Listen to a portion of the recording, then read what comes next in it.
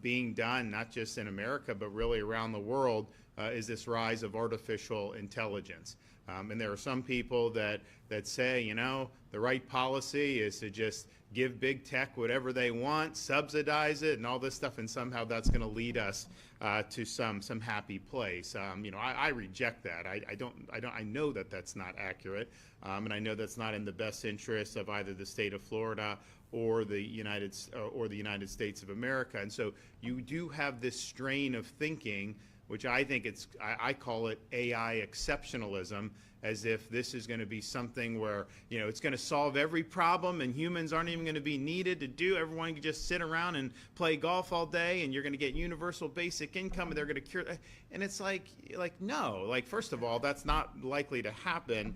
And second of all, I think it raises huge concerns. And so I am, you know, not an AI exceptionalist. I'm an individual and human exceptionalist. I think new technologies have to be developed in a way that aligns with American values.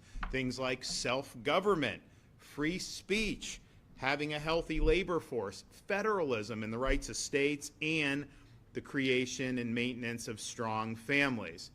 You want technologies that enhance our way of life, not supplant our way of life. And we will never, ever be able to credibly shed ourselves of our responsibility to think for ourselves. We cannot turn it all over to machines and think it's all going to work out great in the end. And so as you look at this, this is just a fundamentally true observation. Right now, while we're being told that you have a handful of companies that are just going to do all this and somehow that's going to make things good. And this is just true. The incentives of big tech are not the same as what's in the interest of the people and the public. The incentives of big tech is to maximize profits off of this. They're spending a lot of money on creating data centers, and I'm going to talk about that in a minute. They're doing that, and the whole reason they're doing it is to get a return on the investment. So they are going to guide the technologies in a direction that is going to be the most likely to monetize returns. So if there's ways technologies to be more beneficial for humanity, but it would lose money, versus some that could be destructive but will make them a lot of money, they are going to choose the money. And honestly, they're duty bound as public companies, which most of them are, to maximize shareholder value. So the incentives are not aligned. And I bring this up because, you know, there was a proposal in the U.S. Congress to impose a 10-year moratorium on any state regulation of artificial intelligence. And you'll hear from Megan in a minute about some of the things we're looking to do to protect children. But that is basically saying, you know, let the handful of tech companies, let them drive the train, and we're just along for the ride. And that was stripped out of a bill, 99-1 in the U.S. Senate. They're talking about jamming it into the defense authorization bill. I got to think a lot of these congressmen and senators are very concerned about that because it'd be an incredibly unpopular thing to be able to do. So it's basically an AI amnesty for some of the wealthiest companies in the history of humanity, the wealthiest companies in the history of humanity. And that would basically take away the rights of states to be able to do things to protect the people that are here, because there's so many implications for what they're doing with respect to artificial intelligence that states like Florida not only have a right, we have a responsibility to make sure that we're creating sufficient guardrails so that this stuff isn't hurting our kids, our families, our businesses, and our senior citizens. And this is why doing that moratorium, I've been very public about it, you know, it's just a total non-starter. And they'll tell you, well, California is going to do all crazy stuff. Okay, so yeah, they do crazy stuff all the time. So you're going to strip Florida of a right to be able to do? How does that make any sense in terms of what they're doing? So that's the first thing. The incentives are just not aligned. Second, you'll see, well, you need a moratorium, you need that. We've got to beat China in AI. And, on some of it, like I'm a China hawk, like I would do, a lot to be able to blunt China's rise, both economically and militarily and politically. All these things I think are important. But if you were choosing a handful of companies to lead the charge against China, the big tech companies would be the last ones you want to do. They're not trying to beat China. They want to sell to China. Are you kidding me? All these companies have made a lot of money in China, and many of them want to make a lot more money in China. So that doesn't wash because their behavior and their incentives are not to somehow beat China. Now, it'd be one thing if you're saying we're gonna underwrite DoD research in our military to be able to stay ahead on weapons and all those things. Great. I'm all for that. I think that would be something good. But just saying that not having states be involved, let the companies do kind of what they want, that's going to lead to beating China, that's just not true. It's in their interest to do business with China. It's their interest to sell things and applications to China. So when you hear that, it reminds me of COVID, honestly, where you just hear these phrases that are just thrown out. Oh, this, that, the other thing. So I don't know that there's a lot of sense behind that. If you're talking about like a Manhattan Project about how we're going to be militarily superior to China, fine. Tell us how you're doing that. Tell us how that's going to be done within the context. But creating, some type of chat bot that's going to do, and you're going to hear from Megan, that's not beating China. It's interesting. TikTok, it's a Chinese app, right? TikTok in China is much different than it is in the United States. The negatives that we see with kids within the United States, China doesn't allow that to happen to their kids. So China's not in a race to do AI slop. That is not what they're trying to do. So yeah, let's talk about how can you do more technological innovation for defense, for medical research, for all those things. Great. But so much of this is the consumer facing, and that's really how they're going to try to monetize it, and that's what's going to end up having the biggest impact on society. You also have a situation of you're essentially arguing both at the federal level and some of the other states have tried to do things to subsidize the growth of artificial intelligence with special privileges, because a 10-year moratorium, when you have different types of tax, some people, these data centers I'll talk about, they build it, and so, there's people that got to build it, so that's an economic impact. But once it's built, it's like 10 jobs, and they usually bring in foreigners for those jobs. And so it's like from a community perspective, the impact at that point is very, very little. And so, you have this situation where some people are like, well, but they're big landowners, they're going to pay, a lot of tax, but then they give them property tax abatement, so they don't pay that either. So the point is you've seen a lot of unnatural policy, seeking and achieving unnatural policy. It's not purely market driven. And so the question is, why would you want to put thumb on the scale here or there? First of all, that's typically not how you would do when you're talking about market economics. But in particular with artificial intelligence, one of the selling points of people who really are gung-ho about artificial intelligence is that it's going to cause a lot of job losses in the economy because they're going to be able to automate more and more things, and so you're not going to see as many people get hired out of college. You'll see if we're in a recession, you're not going to see any of those jobs come back.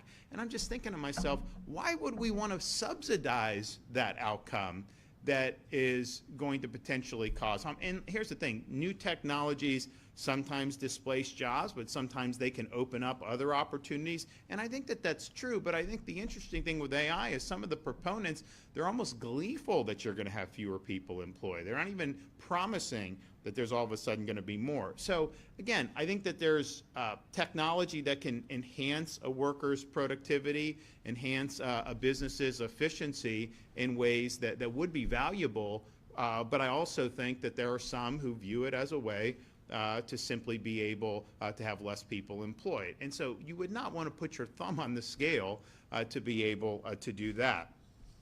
The other thing is there's nothing new under the sun. We see different technologies emerge, but underlying all this is the same insight the founding fathers had when they founded the United States of America. human nature is flawed. And so when they were creating a government, they had to articulate the core principles that our rights come from God, not from the government, that the purpose of government is to protect those pre-existing rights, that we have a rule of law, not the whim of individuals, and that we have limited government and that power is divided between the states and the federal government, with the states having powers reserved that are not specifically enumerated. But the reason why they went and created the structure that they did to try to get those values enshrined in a constitution is because they wanted to make sure that the government operated with a proper understanding of human nature. You would never create government power and just hope people do the right thing. They expected people to not do the right thing. They wanted to channel it in a way so that people had the incentives to be able to govern in a way in a very complicated system where there's conflicting checks and balances that would ultimately be able to lead to at least not terrible outcomes, because they were very suspicious of government. But they were not just going to say that, yes, we'll just elect a bunch of angels into the government and everything's going to be hunky-dory. No, they said if men were angels, you wouldn't need a government. If angels govern the rest of the people, then you wouldn't need any restraint on government or internal control. But that's not the world we live in. So they understood, human nature being what it was, people that accumulate power, that there would be temptations and there would be abuse of the power. So that's why they have checks and balances. That's why the executive has certain powers. That's why the legislature, Congress has certain powers, the judiciary, all these different things. So when you're talking about AI, these are massive companies. In some respects, they have more power than governments in certain avenues of this. But there is nothing new about human nature. The founders would not have conceived of any of these social media, chat bots, none of that. But at the same time, human nature being what it is, you're going to have the same dangers of power being abused. It's just in a different sphere. It's just got different wrapping paper, but the underlying principles are the same. And so if you think about when you type in something on one of these LLMs, these learned language models, you ask them a question. First of all, a lot of the answers are inaccurate. Let's just be clear. A lot of the quotes can be fabricated, and you wonder how that's happening. And I told a story. I'm a Tampa Bay Bucks fan, right? We live in Tallahassee, so we're out of the Tampa Bay market, and it was Bucks Patriots a few weeks ago, and I'm like, oh man, the whole family's ready, right? And I go, and it was the national game. It was Jim Nance, Romo were doing it. But then they had the Jaguars and Texans on in Tallahassee. So I go to Grok and I say, hey, how do I watch it? It's on your local CBS. And no, it's not. And they're like, oh, well, you got to sign up for Paramount Plus. So I signed up for Paramount Plus. NFL Sunday. Jaguars and Texans on Paramount Plus, no access to the Bucks game. And I'm just thinking to myself, and then, people are like, oh, no, Governor, you got to do this. Like, well, okay, but this, so it was wrong, right? And there's some kind of that was, I think, an innocent mistake. But whatever the data that these machines are synthesizing, if the data is garbage, their answers are going to be garbage. Garbage in, garbage out. So you are going to have a situation where you have a handful of these LLMs. Whoever controls the data, if you tweak the algorithm a little bit, you tweak some of the things in there, you're going to be able to generate all kinds of things that are not accurate and that are not good. People will, if given the power to effectuate that, they will do it to push an agenda. That will happen. There's no way it couldn't happen without safeguards. And I think back, when Google first came out, because remember, it was like Yahoo was the best search engine. I think I was in college still. And this Google comes out, and it's like very, very, just a little thing there, and it's like, oh, and you do it, and it comes. And man, if I was doing something, it would come out. Now, somewhere along the line, if you type, we're trying to research something of a conservative bent, the results are like 5 pages about why that's wrong, right? Before you get what you're actually looking for. They changed things, right? They were doing things to be able to produce certain results. That will happen with this. So there's nothing new under the sun.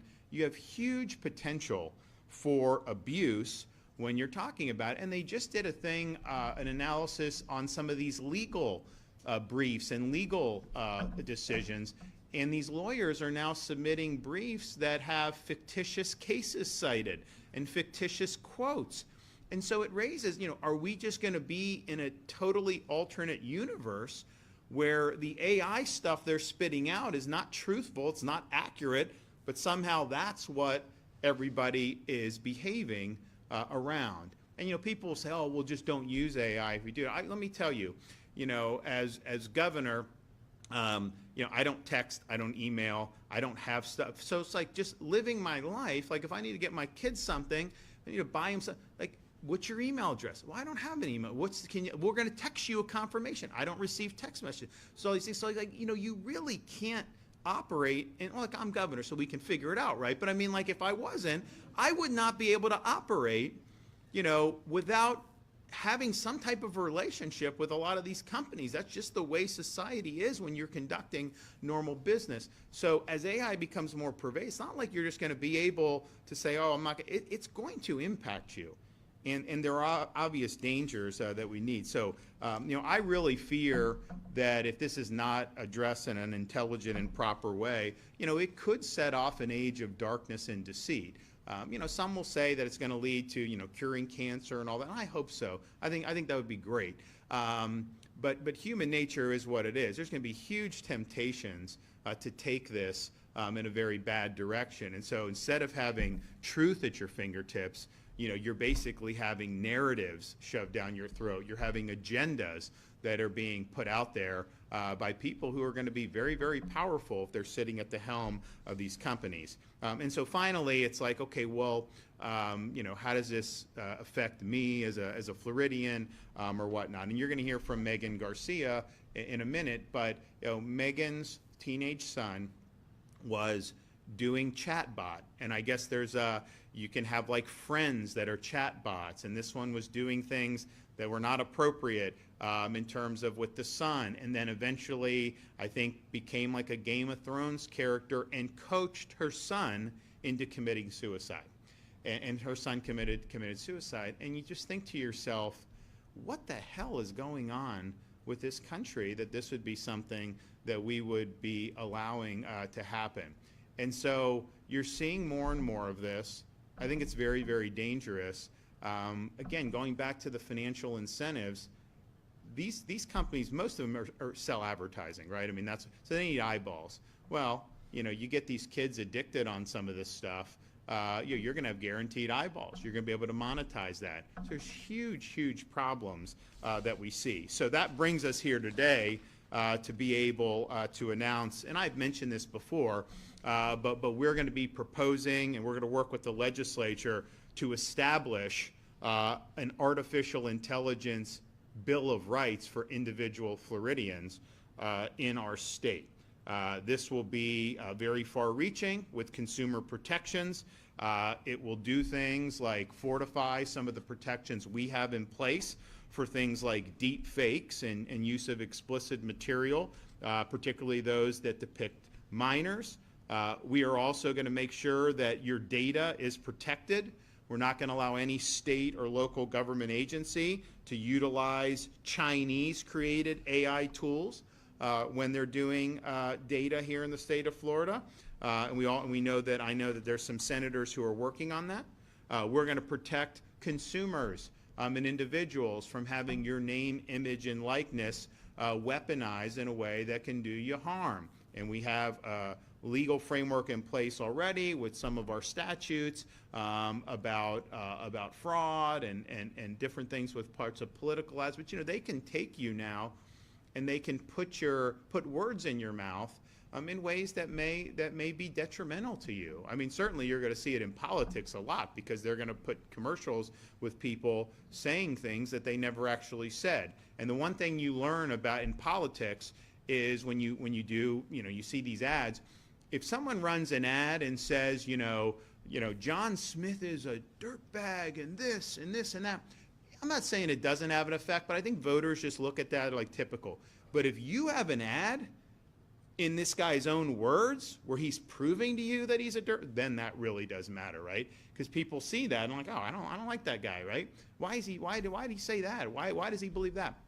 So there's definitely going to be, an incentive to want to do that. But even in business and other things, there's going to be huge possibilities, of abuse. We had fun with it. I don't know how to do it, but we had got it done. So my son is in 2nd grade, huge Florida State fan, like the most loyal you will ever find. Hates other teams, does not like the Gators, and I told him, they had the Florida State game, and I filmed him, and we'll put up his predictions sometimes. And I was planning on doing this, so I'm filming him, and I'm like, "Give me your prediction about it," and he just starts lacing into the Gators, and I'm like, dude, I can't put you on there as my son bashing on Florida school. I just can't do it. It's like, it's fine you have your allegiance, but you can't be. So I didn't put it on. But we ended up, so we were just having fun with them. And I don't even know how it happened because I don't know how to work it. But you can do a picture of somebody and then tell the AI to make so they have a picture of Mason in a Florida State jersey, kind of like that. And then they do it, and it creates this video where he's like that. He rips off the Florida State jersey. You see a University of Florida jersey, and then my son is doing the Gator chomp, saying it's great to be a Florida Gator. He was very upset when he saw that. He probably would sue if that ever got public. And he was just like, and he does not like artificial intelligence as a result of that. But I mean, and it's kind of that's slop, right? It's having fun or whatever.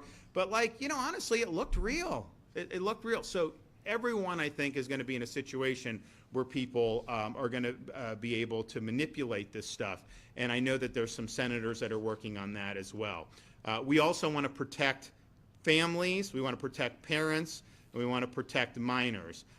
We will provide more parental rights in this bill. We're going to ensure parents can access conversations their child has with one of these LLM chatbots. Parent will be able to set parameters for when the child can access any of these platforms, and there'll be notifications for parents required if the child exhibits concerning behavior. There's sometimes, so we've got kindergarten, 2nd, 3rd grade, and sometimes, we did a social media bill for minors and help parents with that. And basically we said if you're 14 or under, the company can't issue an account. If you're 15 or 16, the parent has to consent. Above that, it's hard for us to do at that point. And some people are like, well, the parent should just do. If a 10-year-old is doing it, it's the parent's fault. But I'll tell you, it's hard to police as a parent. I mean, they're in school. They do different things. Other kids may do it. You really do need to have kind of an environment and a structure so that the parent control is really protected and elevated. To just say parents are supposed to figure it out. With these technologies, the way they develop, and these kids they know how to swipe, they know how to do this at a very young age. So I think that that's really important to be able to do that. We also want to make sure that data inputted into AI is secure and private. We will not allow companies to sell or share personal identifying information with third parties. And we're going to mirror our data privacy protections that are in current law. I mean, ultimately, you type in, you ask a question, is that private, or are they selling that, to other people? And I think they have all this, and they mine the data, and they make money off of it. We will also protect consumers from unfair claims practices. We'll make sure that, for example, if you file an insurance claim, that you can't just be denied by AI, that you got to have human review, and a human being has to stand by a decision whether to grant or deny a claim. We're also looking at, and then also things like legal briefs. I think you should have to certify that AI was used in the creation of a legal brief. Certainly, if an AI wrote the bones of it, I think you got to disclose that. It's just think, you hire a lawyer, you have a claim, they file a brief, and they have fake cases because they were doing AI. That's malpractice. I'm sorry, you should lose your license. So there's going to be a lot of professional things that I think there's going to be expectations where people are doing that. Now, data centers.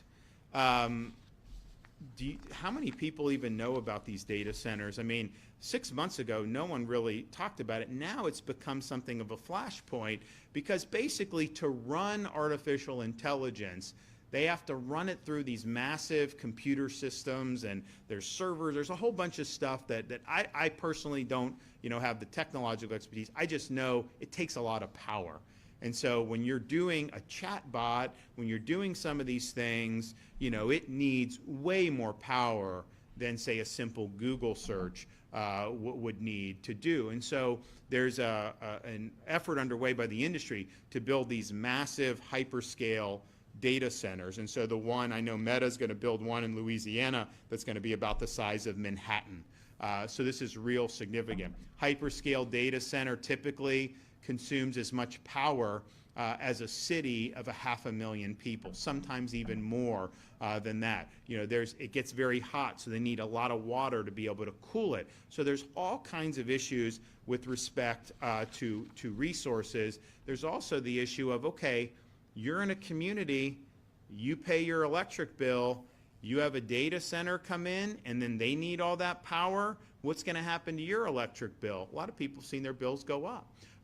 Because we have a limited grid. You do not have enough grid capacity in the United States to do what they're trying to do. That's just the fact. And people say, oh, we'll just build more nuclear. Well, how long does it take to do that? Like, I'm all for it. We did an energy bill in Florida a couple years ago. You can do the small modular reactors in Florida. It just isn't economical. That's why people aren't doing it. So the idea that, oh, you could just do it, no, there's a finite amount of grid. You can try to expand it, but that's more of a private sector issue. But you're not going to be able to get what's needed for this the way it's going. That's just a fact. You also have environmental concerns, taking farmland, taking even sensitive land to be able to do the data centers.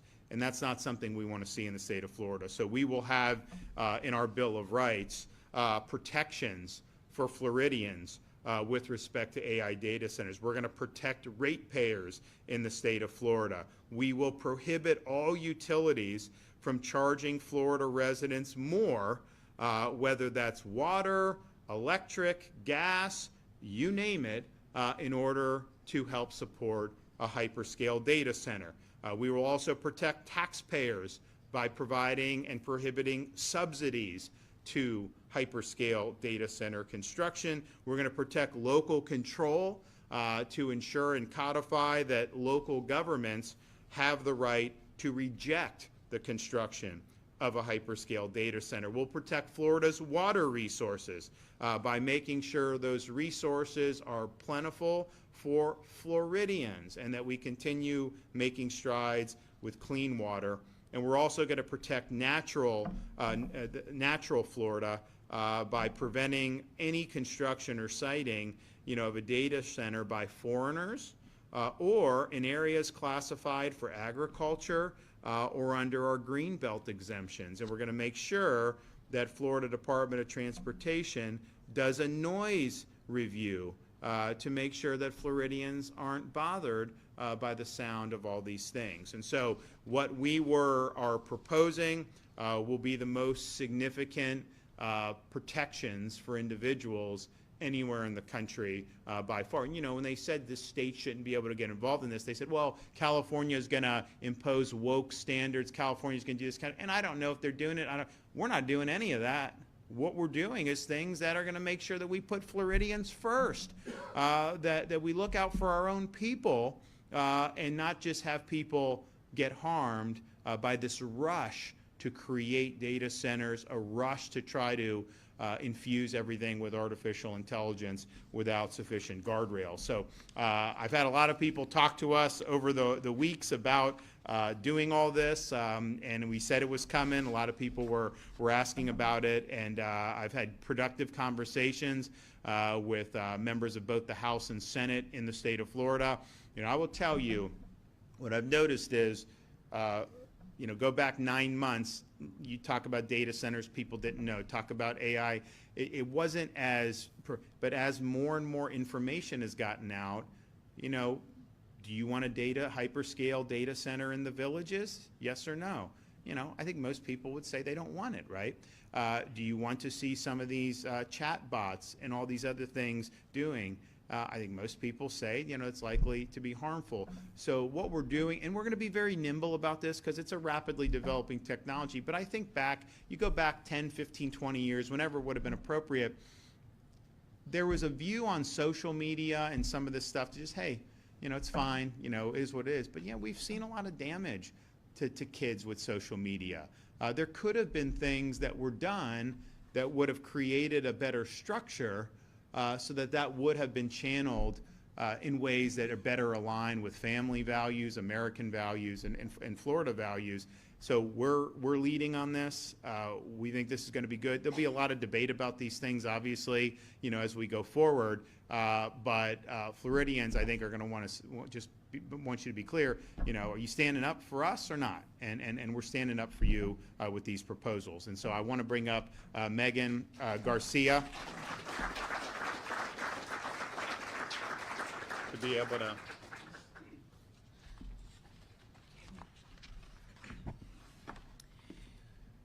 Good morning. My name is Megan Garcia, and I have with me here today Sewell Setzer Jr. I am a wife, a lawyer, and a mother to 3 beautiful boys. Last year, our firstborn son, Sewell Setzer III, died by suicide in our home in Orlando, Florida. He was only 14 years old. Sewell was a bright and beautiful boy, and he had a gentle soul. He was a great big brother and an obedient son. He was a good friend and a good student.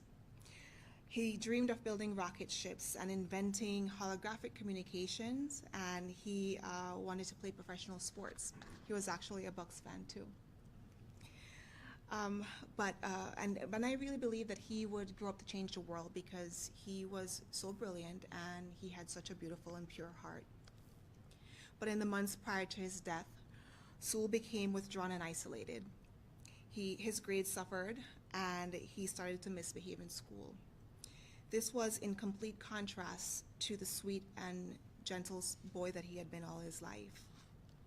After his death, we discovered that Sewell had been communicating with several AI companion chatbots on a popular platform called Character AI.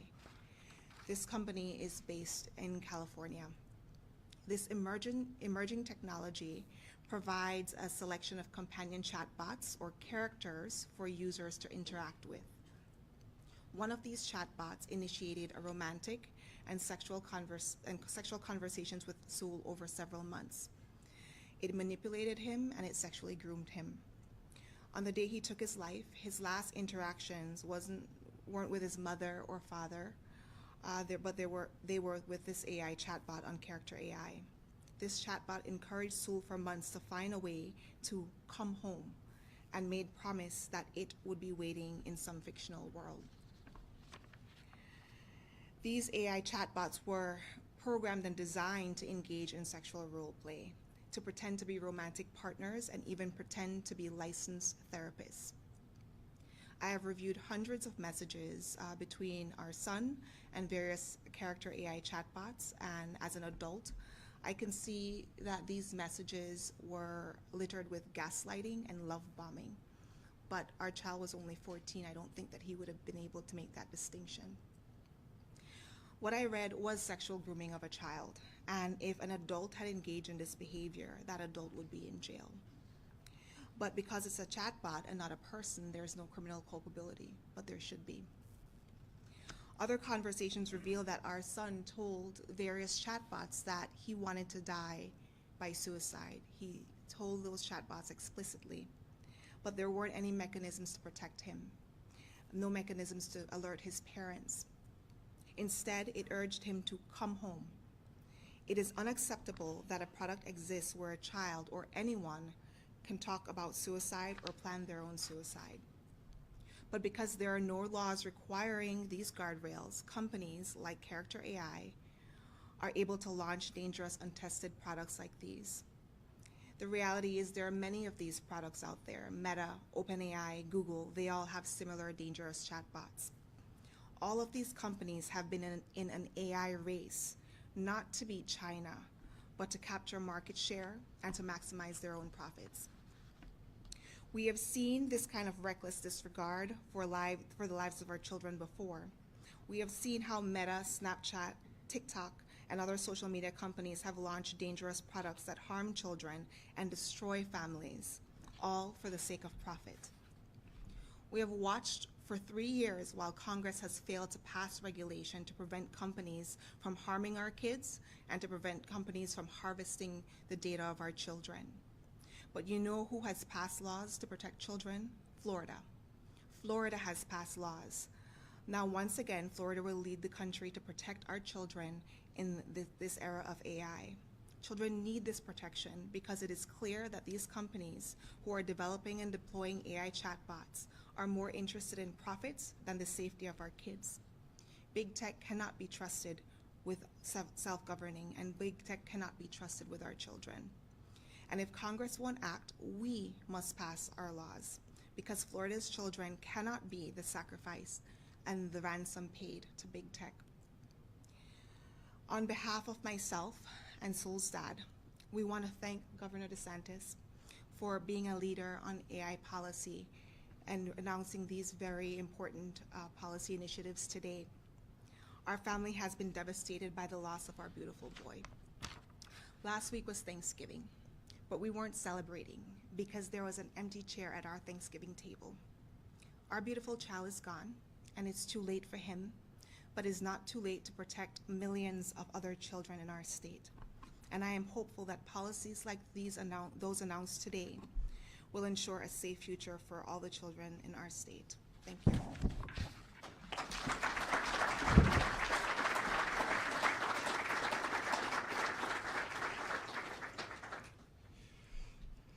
Well, if that doesn't move you, I don't know what will. So one, I mean, again, we want to express our sympathy to Megan and Sewell, but thank you for your courage. Thank you for fighting to make a difference, and you are making a difference, and we're going to get this done. And think about it.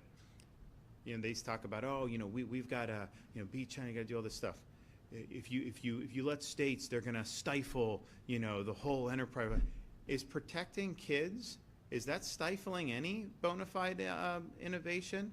I mean, do we want to have innovation in sexually grooming chatbots? No, I'd toss the whole damn thing out if I could do it. I mean, so a lot of this stuff is red herring. What we outlined today, and look, they should be, I mean, I know they're trying to, but like there should be easy civil lawsuit for situations like this.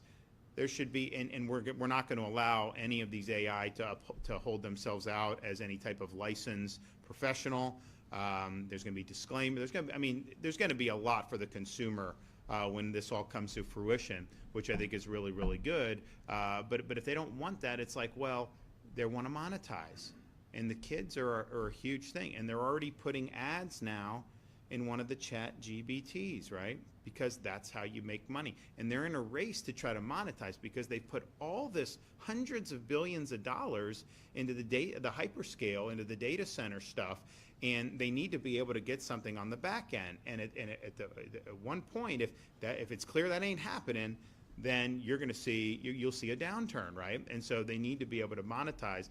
So this is one way that they're going to try to do it, and so we're not going to let that happen. I mean, we need to protect folks. So I thank everybody that's been involved, and we've got a lot of people that have been involved, giving us input, both in the legislature, people that are policy experts, you know, obviously people that have been negatively impacted by some of this, like Megan and her family. And it's all been very, very meaningful. So I don't want to sit here and say that like this is easy. It's rapidly, you know, evolving. But we do have an obligation to speak the truth. We have an obligation to stand up for people when they need help. We have an obligation to protect people from the really potentially harmful effects of some of this stuff. So I look forward to working with folks to be able to do this.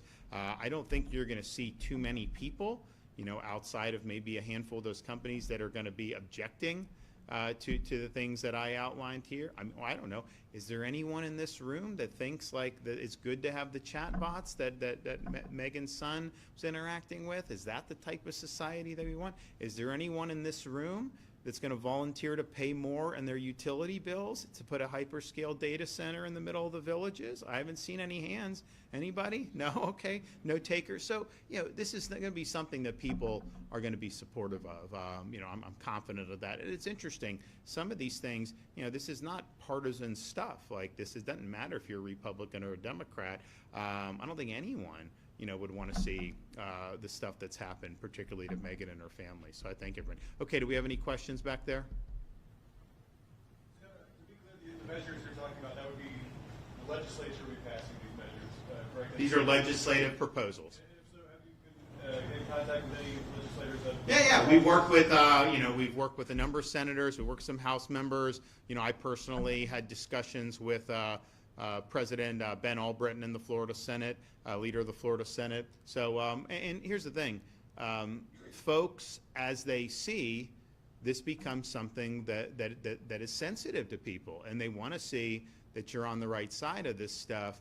They just tried to do, they wanted to do this data center in Pennsylvania, like rural area. And you had all these people come out, and they were like, well, whoa, what about this? What about that? So it's interesting the impact that it's had on communities in terms of some of them wanting to go out. So I think what you'll see is a lot of support for these proposals, and there'll probably be others that the legislature can do. But I was looking through all the stuff, all the ideas that came through. And then I was looking at Congress trying to do a 10-year moratorium to strip the states of rights to act in this area. And I'm thinking to myself, all their justifications for why you should strip the states, none of that had anything to do with what Florida wants to do, right? I mean, like, none of this stuff is California, right? So I don't know if that moratorium is dead. Now, here's the thing. Is it an overreach to do a 10-year moratorium as a matter of policy and strip the states? Yes. Would it be struck down as unconstitutional? Well, the Supreme Court in the 1930s said if a farmer or if a guy was growing wheat in his backyard, that somehow that was interstate commerce. Like, so it's like they could say it's interstate. So I don't know that the courts are would provide relief. I think it's going to be a question of, do you have elected officials who are going to put their money where their mouth is? Because a lot of these guys ran on limiting the federal government and having, allowing states to be able to pursue policies. And there is a time for preemption from federal, for sure, because there is. Because, I mean, like, there may be, like, certain things in, like, a specific industry where it screws up the entire market. Like, that does happen. So I'm not saying you can never do that. But this, I think, is different. This is just basically putting every state in handcuffs, not letting them do anything. And here's the thing, they say, well, Congress can do some type of standard. Well, how good is that worked out for you lately, right? I mean, come on. So I think as a Florida, and I'm not just saying it because I'm governor, but like, if you ask most Florida residents, would you support a Florida approach, or would you want Congress to do it? I think most people would rather have it done here in the state of Florida, and so that's what we're going to be looking to do, and I think it's going to go well. All right, thanks everybody. God bless you.